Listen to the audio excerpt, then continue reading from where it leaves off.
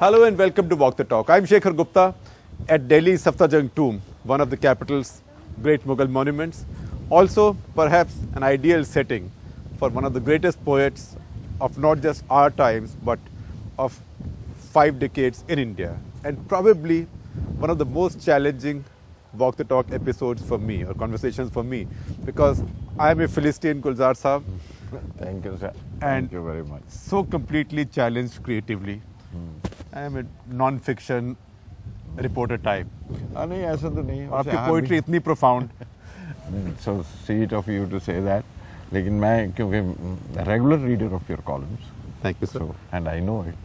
कि it's a very profound column always. Thank you, sir. हाँ और ये बात अलग है कि आप उसे वर्ष में नहीं लिखते, शायरी में नहीं लिखते, लेकिन you write prose the same way. Oh, thank you so much. But you know, so a couple of lines that I occasionally get from you as a response to my column is so encouraging, because next Friday when I feel lazy about writing, I think Gulzar Saab will be reading. Ji, I make it a point कि जिस दिन Indian Express पे ऊपर आपकी तस्वीर हो, तो I immediately go to the column and see the वो जो बड़ी chosen lines होती है ना जो बोल्ड में लिखी हुई, पहले वो पढ़ लेता हूँ, then I come back and reading the paper and reach there, and then I read the full column. क्या बात है. And I hope they are as easy to decipher. They are not as profoundly written, but I hope they are as easy to decipher as your profound poetry, because that is, if I may say so, if you are, forgive me for saying so, your real skill is to make poetry, shairi simple. At a time when there was also great value added to making Shayari so complex नहीं इतनी वो that you had to be a, क्योंकि आज की ज़बान बोलता हूँ और आज ही की ज़बान में लिखता हूँ, और इस हिसाब से आपके कॉलम भी उतने ही सादा और आसान होते हैं पढ़ने में, and they are profound because the way you look back into the society and analyze them. मुझे बहुत अच्छी बात लगती है, अब इसमें मुझे भी मौका मिला है, क्या लेने दीजिए, कि the way you arrange your thought is always a beauty. Thank you, sir. And the analogy which you use from sports is an added.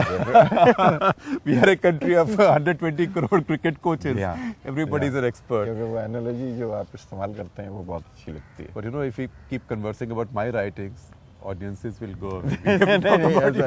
Your poetry. So no, tell me. I know I've seen many interviews that you've done, and I also see a note of exasperation that I have the same life, the same incidents. I have no choice but to repeat. Yeah. So let's not go. But ये सच तो है ना. Such है. So let's not go chronologically. Yeah. Is India today, Indian films, Indian culture, Indian people, are we in a poetry-friendly environment, or have we gone over poetry now? नहीं, what do you mean by poetry environment? Because poetry expresses its times and its era and its period. मतलब pros से अगर उसे अलग करें तो सिर्फ इतना है कि असेंस जमा करके शायरी रख देती है, अपने वक्त का रिकॉर्ड है. रिफॉर्मर फाइन आर्ट्स में कोई नहीं हुआ. ये या तो रिकॉर्डर है या रिमाइंडर है.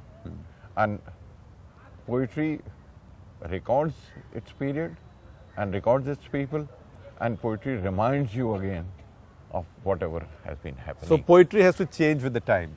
Yeah, that it has to represent its own time. I think as people change, as the society changes, the language changes, and the poetry has also to change.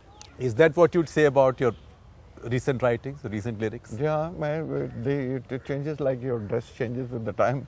My poems also change with the time. I mean, your dress hasn't changed the times you've been in this सफेद कुर्ता पजामा. हाँ, नहीं, मैंने तो अपना कलम कागज नहीं बदला ना, इसलिए. लेकिन शायरी अपने दौर का जिक्र करती है, अपने दौर को रिफ्लेक्ट करती है उसमें, क्योंकि शायरी सिर्फ रोमांस नहीं है जैसा हम समझते हैं कि बस रोमांटिक शायरी होगी या चांदनी ही में लिखा जाएगा या फूलों में बैठ के लिखा जाएगा, ऐसा नहीं है. आप चलती लोकल ट्रेन में भी लिखते हैं, बसों में भी लिखते हैं, और अब अल्लाह की मर्ज़ी है कि मेरे पास एक कार भी है तो उसमें भी चलते हुए लिखता हूँ.